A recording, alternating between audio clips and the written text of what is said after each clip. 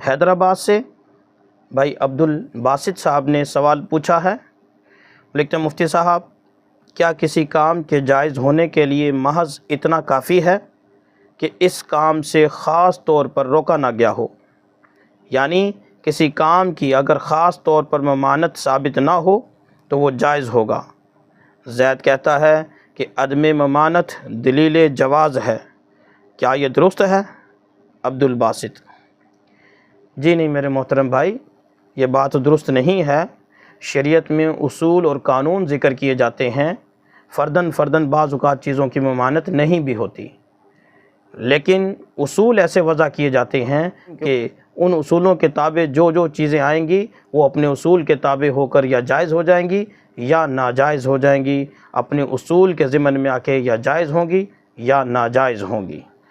یہ کہنا درست نہیں کہ خاص طور پر کسی چیز سے جب تک روکا نہ گیا ہو تو وہ جائز ہوگی، وگرنہ تو بہت ساری چیزیں ایسی ہیں جن پر خاص طور پر کوئی ممانعت ثابت نہیں ہے، حالانکہ پوری امت اس پر متفق ہے کہ وہ طریقہ ٹھیک نہیں۔ چند ایک میں عرض کر دیتا ہوں، ہم اذان لا الہ الا اللہ پر ختم کرتے ہیں۔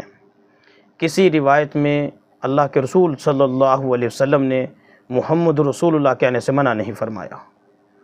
اگر ہم اذان میں کلمہ پورا پڑھتے ہیں، یقیناً سبھی یہ کہیں گے کہ اذان کا طریقہ درست نہیں ہے۔ جو اللہ کے رسول صلی اللہ علیہ وسلم نے اذان سکھلائی ہے، جو اللہ کے رسول صلی اللہ علیہ وسلم کے زمانے میں اذان تھی، اس میں لا الہ الا اللہ پر اذان ختم ہو جایا کرتی تھی، محمد رسول اللہ آگے ساتھ نہیں ملایا جاتا تھا۔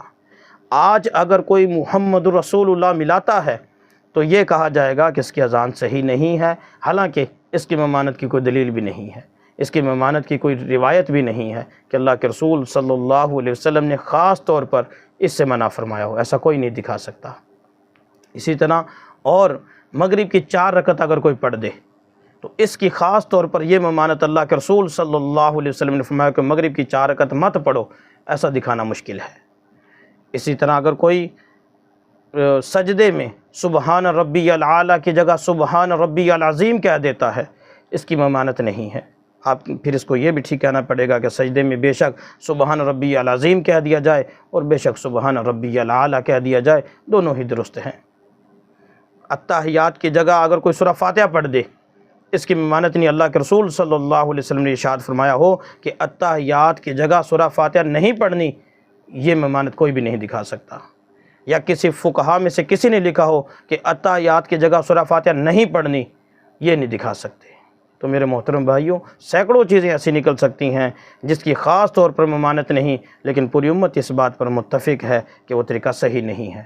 تو پتہ چلا کہ خاص طور پر ممانعت ہونا کوئی ضروری نہیں ہے، بلکہ اصول وضع کیے شریعت نے، قانون بنائے ہیں، ایسے قانون بنا دیے کہ ان کے ضمن میں جو چیزیں آئیں گی ان کا حکم اپنے قانون کے موافق ہوگا، یا وہ جائز ہوں گی یا ناجائز ہوں گی۔ لہٰذا جس شخص نے یہ بات کہی ہے یہ بات درست نہیں ہے، یہ شرط اصول شریعت سے ناواقف ہے، اس لیے ناواقفیت کی بنا پر اس نے یہ بات کی ہے۔ اگر اصول شریعت سے یہ واقف ہوتا تو ایسا کبھی نہ کہتا۔